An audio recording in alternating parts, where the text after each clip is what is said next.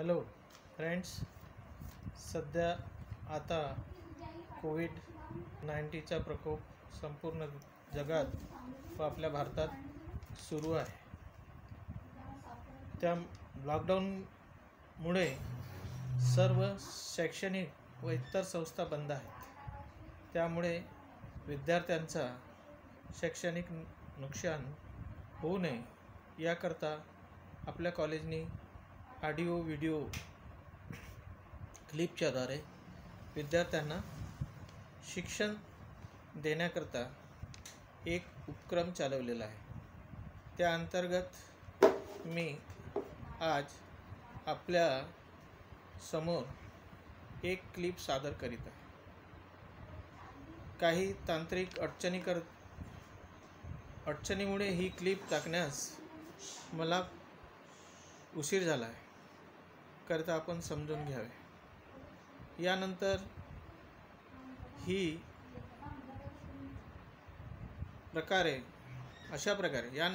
अशा प्रकारे audio video clip या ग्रुपवर क्रमाक्रमाने टाकण्यात येईल. तरी आपण सर्वांनी याचा फायदा घ्यावा व अभ्यास करावा व आवडल्यास नक्की लाईक करावे व आपले प्रश्न मांडावे. जमलं तर आपल्या सगळ्याकडे माझे मोबाईल नंबर आहे, त्यावर सुद्धा डायरेक्टली आपण विचारू शकता किंवा प्रश्न मांडू शकता.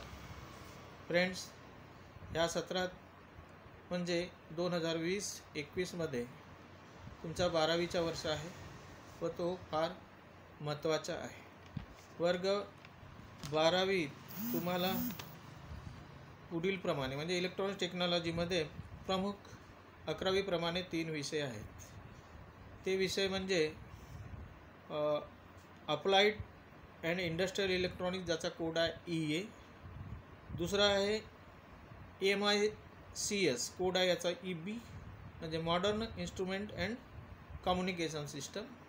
आणि पेपर 3 आहे कम्प्युटर हार्डवेअर अँड नेटवर्क, याचा कोड आहे EC.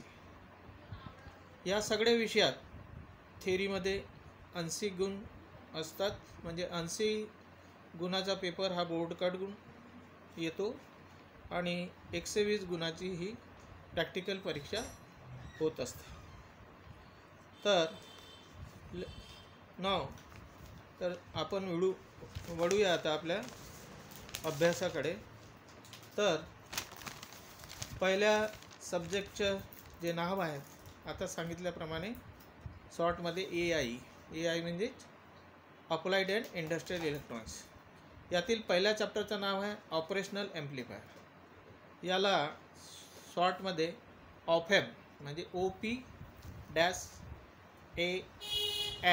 म्हणजे ॲम्प्लिफायर असे सुद्धा म्हणतात. This operational amplifier or op amp invented by scientists Reggiani, R.H. Rudolph and F.A. Russell in 1947. म्हणजे ह्या 3 शास्त्रज्ञांचा याच्यामध्ये हात आहे. तर रेग्जिन, रुडॉल्फ अँड रुसेल आणि यांनी 1947मध्ये ऑफएमचा शोध लावला. ॲट द बिगिनिंग म्हणजे सुरुवातीला it is use only to solve the difficult equations in analog circuit. म्हणजे एनालॉग सर्किटचे जे डिफिकल्ट इक्वेशन होते ते सॉल्व करण्याकरता याचा उपयोग होत होता. आणि मॅथमॅटिकल ऑपरेशन म्हणजे such as like addition, subtraction, multiplication, division, differentiation, integration etcetera. So it is called also mathematical process amplifier. इसलिए इसको मैथमेटिकल प्रोसेस एम्पलीफायर भी कहा जाता है म्हणतात. It is require negative feedback. याला निगेटिव्ह फीडबॅकची आवश्यकता असते. तर it require negative feedback to get proper response for mathematical operation. In negative feedback, आता निगेटिव्ह फीडबॅक म्हणजे काय? In negative feedback a small quantity of output voltage or output signal given to the input side म्हणजे input साईडला आउटपुटपैकी काही quantity म्हणजे small quantity जेव्हा देतात त्याला फीडबॅक म्हणतात आणि ऑप-एम्प हा निगेटिव्ह फीडबॅकचा वापर केला जातो याच्यात. Operational amplifier amplify the difference of input signal. म्हणजे मेन फंक्शन काय ऑपरेशनल एम्प्लिफायरचा, तर डिफरन्स ऑफ इनपुट्स, इनपुटमधील जो डिफरन्स असतो त्याला एम्प्लिफाय करणे. Difference of input signal is amplify, so it is called the differential amplifier आणि म्हणून याला डिफरेन्शियल एम्प्लिफायर म्हणतात. In short, high gain and high input impedance direct coupling amplifier is called the operational amplifier. म्हणजे ज्याचा gain हाय असतो, input impedance हाय असतो आणि direct couple असतो, अशा एम्प्लिफायरला ऑपरेशनल एम्प्लिफायर आपण म्हणतो. आता operational amplifier is use in analog computer. Analog कम्प्युटरमध्ये याचा वापर होतो. सर्किट कंट्रोलिंग डिव्हायसेसमध्ये याचा वापर होतो and oscillator circuits in large scales. तर याप्रमाणे याचा उपयोग होतो. Now advantage of operational differential amplifier. याचे ॲडव्हान्टेज काय आहेत, काय फायदे आहेत, तर it amplify the difference of output signal and reject the common mode signal. याचा पहिला जो ॲडव्हान्टेज आहे हा वर सांगितल्याप्रमाणे जो इनपुट डिफरन्स असतो त्याला एम्प्लिफाय करतो आणि reject the common mode signals, common mode सिग्नलला तो रिजेक्ट करतो. Second one, it amplify both AC and DC signal. हा AC आणि DC दोन्ही सिग्नलला एम्प्लिफाय करतो. It is direct couple amplifier. हा डायरेक्ट कपल एम्प्लिफायर आहे using the two ideal transistors. Ideal means both transistors should have identical characteristics. म्हणजे दोन्ही ट्रान्झिस्टरची जे कॅरेक्टरिस्टिक आहे किंवा गुणधर्म आहेत ते सारखे असायला पाहिजे. So it's frequency response is hi and drift effect is low. तर त्यामुळे त्याचा फ्रिक्वेन्सी रिस्पॉन्स चांगला असतो आणि ड्रिफ्टचे जे परिणाम आहेत ते फार कमी होतात. Next, its gain is high. याचा गेन सर्वात जास्त असतो. Next, input and output circuit are different. याची जी इनपुट सर्किट आहे आणि आउटपुट सर्किट आहे हे वेगवेगळे असतात. Next, amplification is same or equal for DC and AC signal. AC means high frequency signals. DC has no frequency, means it has zero frequency. So it amplify any voltage, means DC and AC signal also. There is no coupling component. याच्यामध्ये कोणत्याही प्रकारचा जोडण्यासाठी कॉम्पोनंटचा वापर केलेला जात नाही.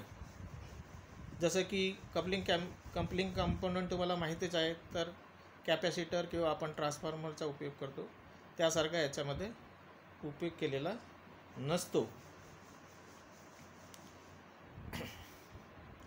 So only resistor and transistor are use for fabricate the IC, means integrated circuits. आणि म्हणून याची आपण मॅन्युफॅक्चर करू शकतो IC इंटिग्रेटेड सर्किट.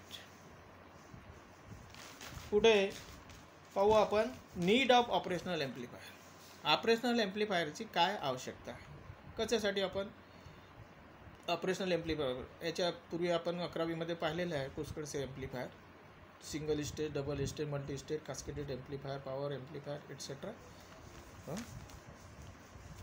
तर मग आता ऑपरेशनल एम्प्लिफायरची काय आवश्यकता आहे तर बघूया आपण.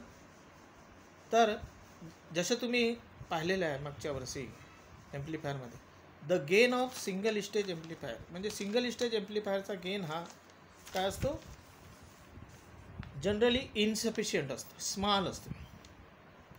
The gain of single stage amplifier is generally insufficient or small for practical use. Practically पाहिले असता याचा गेन हा इनसफिशियंट.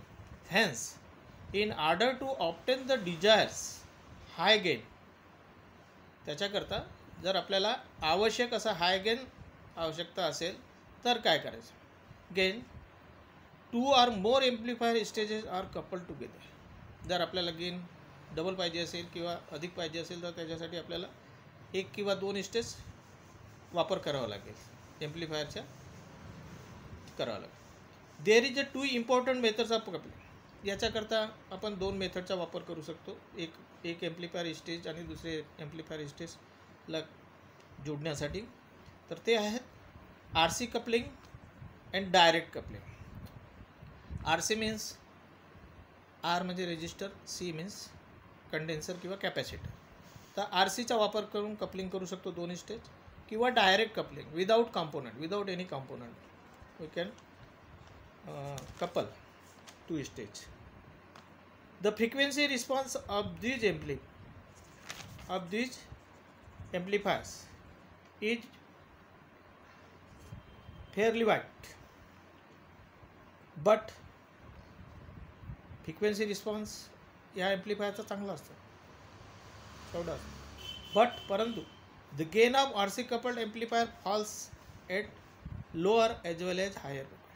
परंतु RC कपल्ड एम्प्लिफायरचा गेन हा फॉल होतो, म्हणजे कमी होतो, डाऊन होतो लोअर फ्रिक्वेन्सीवर आणि हायर फ्रिक्वेन्सीवर सुद्धा.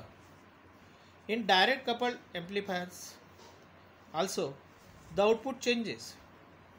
इन डायरेक्ट कपल्ड एम्प्लिफायरमध्ये आउटपुटसुद्धा बदल होत असते, चेंजेस होत असते with the age and change in supply voltage. तर सप्लाय व्होल्टेजनुसार ते चेंज होतं. यालाच आपण म्हणतो दिस इज कॉल्ड ड्रिफ्ट. ड्रिफ्टचं म्हटलं तर थोडक्यात जर म्हणायचं झालं तर losses. Such drawback of cascaded amplifiers are removed by using 2 identical stage of direct couple amplifiers. तर हा जो ड्रॉबॅक आहे, जर एक स्टेजशी दुसऱ्या स्टेजकडून कपलिंग करून जर आपण एम्प्लिफायरचा वापर केला तर याचा जो ड्रॉबॅक आहे, जो ड्रिफ्टचा जो प्रॉब्लेम आहे, हा सॉल्व करण्यासाठी किंवा याला अवॉइड करण्यासाठी म्हणून आपण काय करू शकतो, तर cascaded the amplifiers are removed by using 2 identical stages of direct couple amplifiers. याच्याकरता 2 identical stage of direct couple amplifier use. त्यामुळे काय होईल, to form a differential amplifier. त्यामुळे हा डिफरेन्शियल एम्प्लिफायर फॉर्म होतो, तयार होतो. सिग्नल्स एज, जसं आता वर सांगितल्याप्रमाणे as it amplifies the difference. Differential amplifier काय करतो, it amplifies the difference between the 2 input signal and the drift can be minimise. तर हा डिफरेन्शियल एम्प्लिफायर 2 इनपुटच्या डिफरन्सला एम्प्लिफाय करतो आणि ड्रिफ्टला सुद्धा कमीत कमी करतो. So that operational amplifier is needed. So इसीलिए ऑपरेशनल एम्प्लीफायर की आवश्यकता है कि ऑपरेशनल एम्प्लीफायर के जगह अपन सादा एम्प्लीफायर या उसकी कास्केडिंग करके यूज अपन नहीं कर सकते. अगर वो किए तो ड्रिफ्ट या लॉसेस उसमें ज़्यादा है, वो अपने को अवॉइड करने के लिए करके ऑपरेशनल एम्प्लीफायर की ज़रूरत पड़ी. In that means operational amplifier is a high gain DC amplifier. इसको अदर वर्ड्स में ऐसा भी अपन बोल सकते हैं या म्हणू शकतो आपण कि operational amplifier is a high gain DC amplifier which basically consist of differential amplifier. It performs can be change as a desired. याचे परफॉर्मन्स आहेत ते आपण चेंज करू शकतो आवश्यकतेनुसार by changing the external components. External कॉम्पोनंट्सला मध्ये बदल करून याचे आवश्यकतेप्रमाणे आपण याचे परफॉर्मन्स चेंज करू शकतो. Therefore operational amplifier have become more popular in industries. त्यामुळे ऑपरेशनल एम्प्लिफायर हा जास्त पॉप्युलर झालेला आहे इंडस्ट्रीमध्ये. Now we will see need of dual power supply in differential amplifier.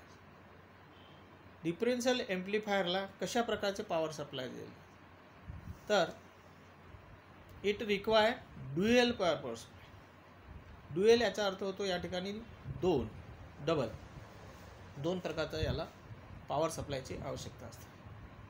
तो differential amplifier is the men and common parts of operational amplifier. जसं की तुम्हाला माहीत आहे की ऑपरेशनल एम्प्लिफायरचा जो मेन पार्ट आहे तो आहे differential amplifier. And differential amplifier require both positive and negative power supply. Differential एम्प्लिफायरला दोन्ही पॉवर सप्लायची आवश्यकता असते. Hence operational amplifier require dual power. आणि म्हणून ऑपरेशनल एम्प्लिफायरला सुद्धा ड्युअल पॉवर सप्लायची आवश्यकता असते. That's why power supply required matching identical or idle transistor or FET. आणि म्हणून ड्युअल पॉवर सप्लायमध्ये मॅचिंग करता ट्रान्झिस्टर जे वापरले जातात, ट्रान्झिस्टर किंवा फेटचा वापर केला जातो. आणि हे जे ट्रान्झिस्टर वापरतात हे इक्वल, त्यांचे जे कॅरेक्टरिस्टिक्स आहेत ते इक्वल असायला पाहिजे. म्हणजे सेम टू सेम कॅरेक्टर्स असायला पाहिजे. म्हणजे एक ट्रान्झिस्टर जसं एक 147 किंवा जे एका नंबरचे जे ट्रान्झिस्टर आहे त्याचाच वापर करायला पाहिजे. डिफरंट नंबरचे ट्रान्झिस्टर वापरता येणार नाही. तर याप्रमाणे किंवा फेट मीन्स फील्ड इफेक्ट ट्रान्झिस्टर याचा आपण वापर करून पॉवर सप्लायमध्ये हे देऊ शकतो. It is a negative power supply means काय आहे, तर negative power supply it's emitter in forward bias. It's emitter junction is forward bias. याचा जो इमिटर जंक्शन असतो तो फॉरवर्ड बायसमध्ये असतो आणि त्याला मायनस व्होल्टेज VEE ज्याला म्हणतो आपण ते दिलं जाते, सप्लाय दिले जाते minus voltage VEE voltage. And it's collector junction given the reverse bias voltage that is plus VCC. means VCC means voltage between collector to collector supply. Operational amplifier difference of input signal. Operational amplifier जसं तुम्हाला माहीत आहे, वारंवार सांगत आहे मी, repeat करत आहे की operational amplify the difference of input signal and give the output either in phase or out of phase of 180 degree. Operational amplifier हा इनपुट डिफरन्स जो असतो त्याला एम्प्लिफाय करतो आणि जो आउटपुट देतो तो आउटपुट एक तर इन फेज असतो किंवा आउटपुट असतो. आणि that is depend on input signal की तुम्ही इनपुट सिग्नल कोणत्या टर्मिनलला देत आहे. Because it has 2 terminals. आपण पुढे पाहू इन्व्हर्टिंग नॉन इन्व्हर्टिंग टर्मिनल. आणि ह्या टर्मिनलला जेव्हा आपण इनपुट देतो त्याच्यावर त्याचा आउटपुट असतो. जनरली इन्व्हर्टिंग टर्मिनलला इनपुट देतो तर आउटपुट हा 180 डिग्री आउट ऑफ फेज असतो. आणि नॉन इन्व्हर्टिंग टर्मिनलला देतो तेव्हा आउटपुट हा इनपुटच्या इन फेज असतो. इन फेज हे तुम्हाला 11वीमध्ये AC फंडामेंटल सर्किटमध्ये सांगितलेच आहे. तरी थोडक्यात मी सांगतो की इन फेज याचा अर्थ असा होतो की दोन्ही सिग्नल पॅरेलल चालतात. म्हणजे suppose V1 and V2 these are the two voltage. When V1 is at a 0 volt means both the voltage V1 and V2 start from 0. Both the voltage maximum at the same point, that is 90 degree. Both the voltage 0 at 180 degree. In this way म्हणजे सोबत चालतात.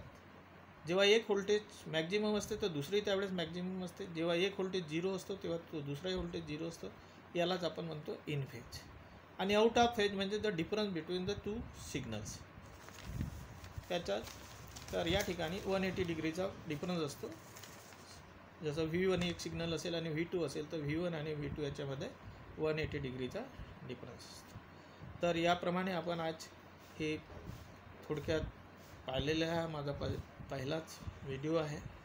याच्यानंतर continue म्हणजे day alternate किंवा जसं जमलं तसं मी पुढे व्हिडिओ टाकत राहीन.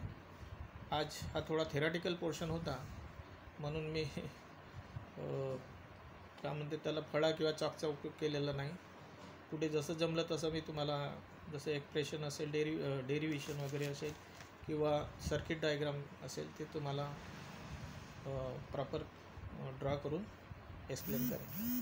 परंतु सर्वांना हे आहे विनंती आहे की आपण सगळे विद्यार्थी याचा फायदा घ्यावा आणि तुम्हाला किती कळलं किंवा नाही कळलं किंवा काय प्रॉब्लेम येतात ते अवश्य माझ्या पर्सनल नंबरवर कॉन्टॅक्ट करा किंवा ग्रुपवर लाईक करा. तर त्याप्रमाणे पुढचं व्हिडिओ मला बनवण्याकरता सहज होईल किंवा शक्य होईल. थँक्यू.